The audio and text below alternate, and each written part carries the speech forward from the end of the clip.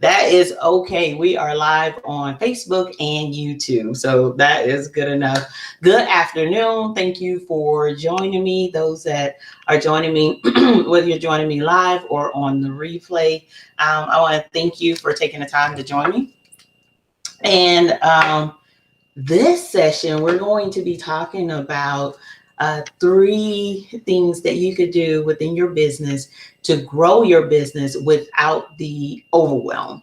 So, and listen, you can, you can grow your business without having these three things within your business. You definitely can, but you're probably going to be extremely exhausted and tired and things like that. And we don't want that, right? Because we started this because we had a purpose. We wanted to serve people.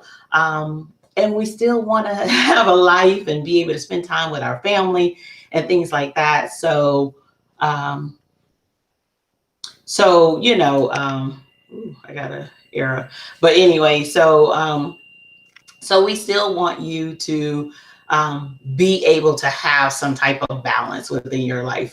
So we want you to implement these three things so that you can continue to grow and build your business, but enjoy your business, because I feel like that's one of the things that happens, right? We start a business and we're really excited about it, and we get into it and we start to get overwhelmed and burnt out.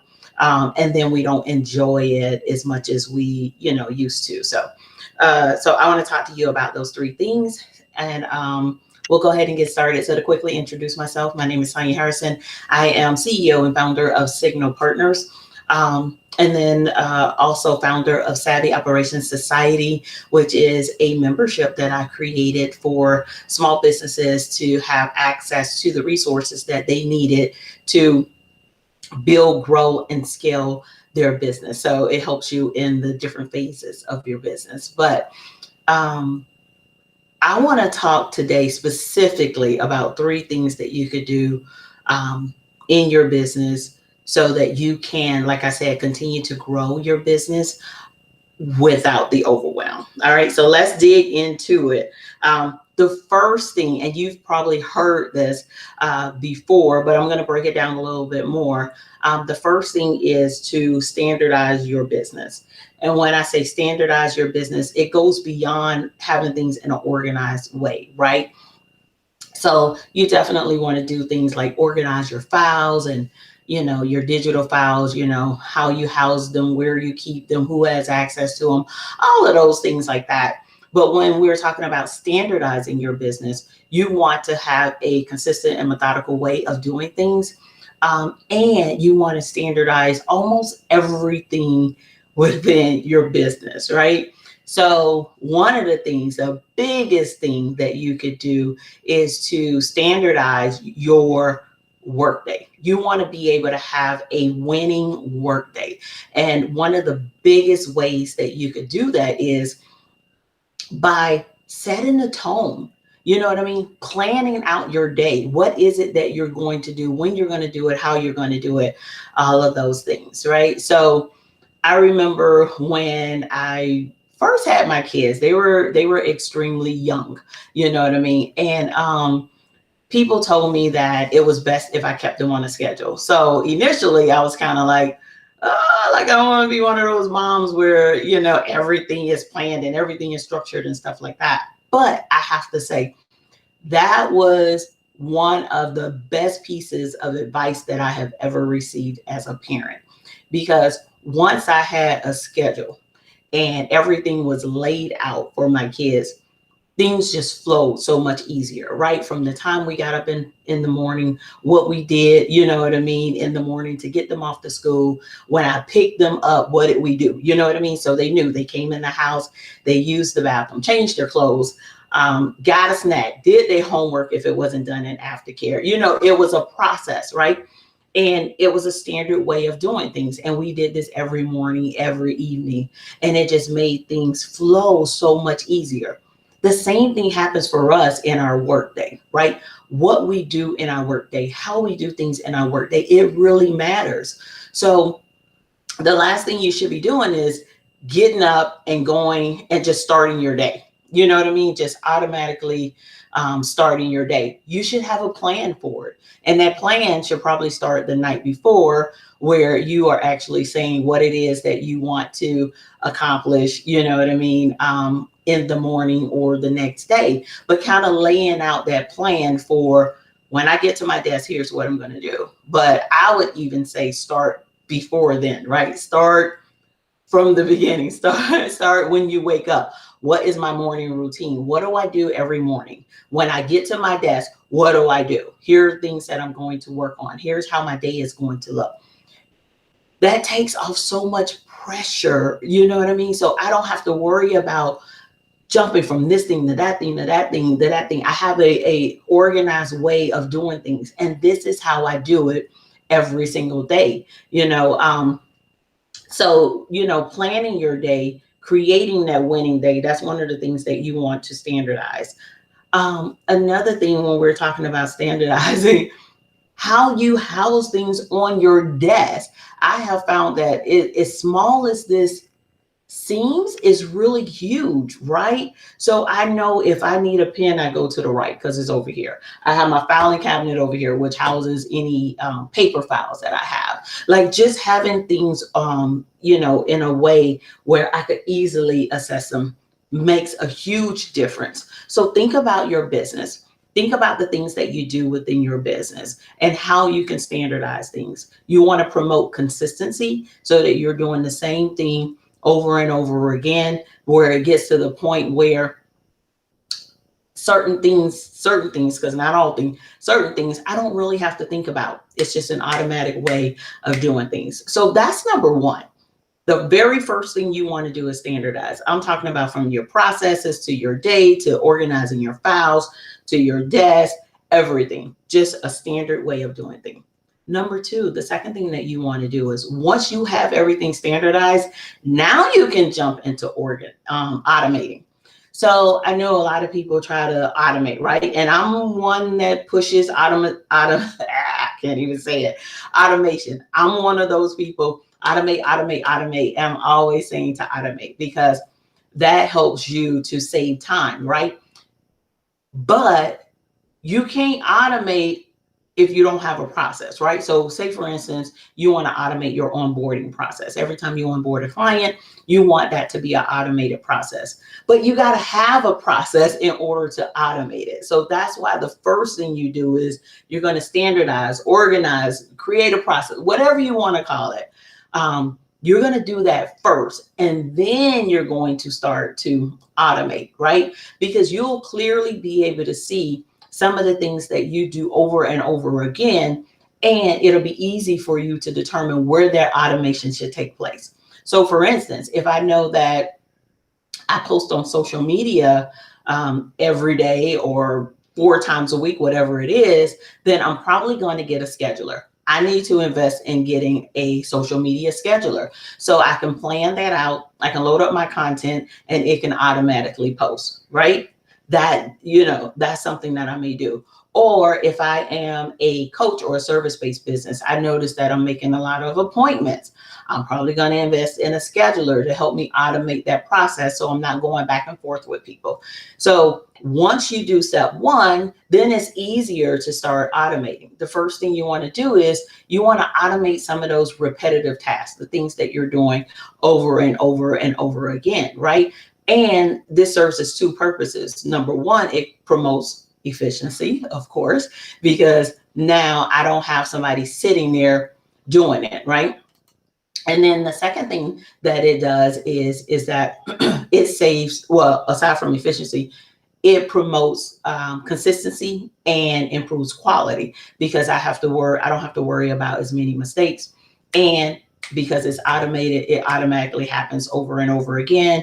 I just check it every now and then, or I have alerts set up to tell me when something goes haywire. So think about those things that you can automate. So, and this can be emails, right? So if you do email marketing, that's a great opportunity to create those funnels or sequences, set them up ahead of time so that they automatically go out. You know what I mean? So just think about all of the things that you do in your business, the things that you do over and over again, right? So those repetitive tasks. Or I would say even the things that, even if it's not a repetitive task, but you want it to be a repetitive task, right? So say for instance, you there's something that like I would like to post on social media more often, but I don't because time just doesn't allow it, right? So that may be something that I want to automate to kind of help me promote it, promotes that consistency. So first thing you got to do is you got to standardize, right? Everything. The second thing that you want to do is automate as much as possible. Even if you can't automate an entire process. So for instance, your onboarding process from beginning to end. Even if you cannot automate your entire process, automate pieces of the process, right? So maybe you can automate when how they schedule an appointment, um, when the proposal goes out, or when the invoice goes out. So that piece is automated, right? But then maybe you have a manual piece where you create a folder on Google Drive, which you can do that, but that's a whole nother thing. But let's just say, for instance, that's something that you have to do that's manually. Okay, but now I've automated the other piece. I have time to go out there and create a folder, you know what I mean, or do whatever it is. But automate as much of the process as possible. Automate those key tasks. Automate those repetitive tasks that you do over and over again. So standardize, automate, and then the last thing is optimize. Now I can start to optimize, right? Now I can think about how do I do things quicker, faster, serve more people, all of that. So I notice a lot of people jump and we jump to, okay, how do I serve? I'm serving one person. How do I serve 10 people? Well, if you go through these steps, you'll clearly be able to see how to do that, right? So once you have that standard process, then you've automated as much as you can. Now the goal is to optimize. And when you optimize, now I have to take that view. I have to take a step back and take a holistic view at my business. And there's three key things that you want to look at when we're talking about optimizing, right? So I want to look at my processes and I want to say, go through the process, you know what I mean, with a strict eye, right? And I want to look at it. I want to say, I can do this better. I can do this different. And it may take bringing somebody else in to look at it so they have a more objective view because they can see things that you can't do. You know what I mean? Sometimes all it takes is people to ask you a bunch of questions. Well, why do you do this? Well, couldn't you do it that way? And then now you start to think about, oh yeah, I could do it that way. So that's the first thing you want to do. You want to take a look at your processes and see if there are ways, more efficient ways to do things. So that's one thing. The other thing that you want to do is you want to take a look at your people. I work with a lot of organizations and businesses where they have employees, whether they're contracted or W-2 employees, that they have them performing the wrong task, right? So look at your team's skill set and are they performing the task that they should be performing, or are they better suited to contribute to the team in another way? That's a whole nother assessment that you have to do. And that is huge, right? So basically it's getting to the core of what are they good at? What are their skills? You know what I mean? And you may find that they're not fit for what it is that you have them doing. It doesn't mean that you get rid of them. It means that you may need to move them to something else, which is perfectly fine if it's okay with them. I don't know what you hired them for. But, so you definitely want to look at your processes. You want to look at your people. And then the last thing you want to do is look at your software. Is there other software out there that could give me more of what I'm looking for, right? Because now that I've gone through this whole thing where I've standardized and I've automated, you know what I mean? And now I'm ready to scale, I may need more things. So now when I do my needs assessment to determine what software I need, it may look a little different than what it did in the beginning, which is perfectly fine. That's fine. You know what I mean? And it absolutely should look, different, things. Um, so you definitely want to make sure that you are doing some of these things, right? So you want to look at your processes, look at your people, and then look at your software, your systems. And then that's how you optimize and get to the next level. It's really hard to optimize something before you know what that something is, right? So think about that. If I don't know what my process is and I don't know what works, how am I going to optimize it? So, so be careful about flipping this, right? So start from the beginning. So many times we want to skip the steps that it takes to get us to the next level because we feel that it's a waste of time or we just don't have time and things like that. But if you want to grow your business without the overwhelm, you have to do these things. And like I said before at the beginning, you can grow your business. You can grow your business without having processes, without having, a way to start your day, what I mean, without organizing your files, without automating. You can, but you are going to be exhausted and overwhelmed. You know what I mean? And at the end of the day, it's not going to just cost you time, but it's going to cost you money as well, right? So we know it's going to cost you time because you're going to be working, 5 times harder than you really need to work. But the other thing is that anytime we are working inefficient in our business, it costs us money. So because time equals money, you know what I mean? That's always said that. So one of the things that operations does is it helps you to increase your profits.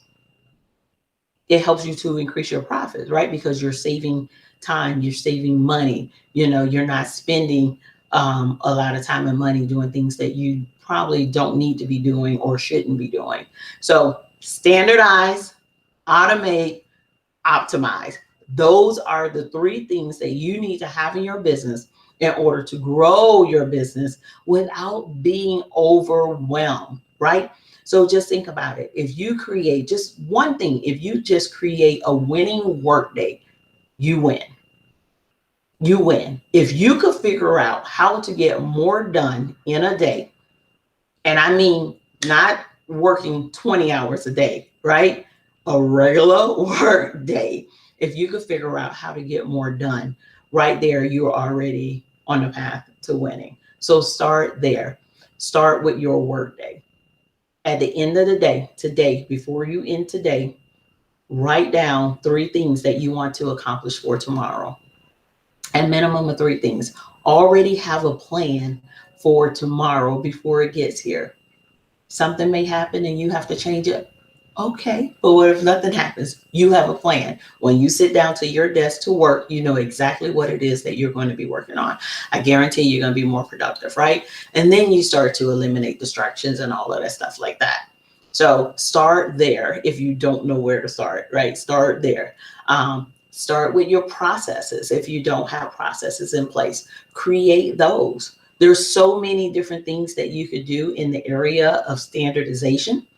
You know what I mean? To get you started, start there. If you already have that, then you are in the phase where you need to start automating things so that you're getting things done quickly and it's not taking as much of your time, right? So that's where you are. If you've already automated things, I have clients, I'm able to efficiently serve them, I'm able to meet deadlines and all of this stuff like that.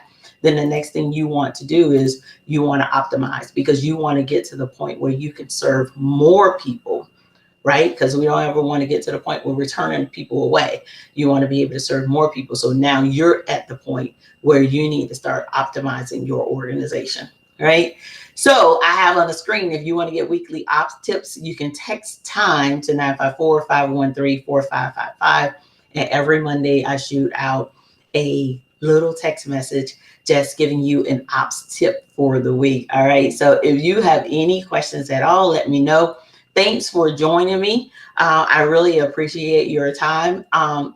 Again, you can drop your questions in the comments. I'll stop back by and make sure I respond to any of them. Have a wonderful day and thanks again. Bye.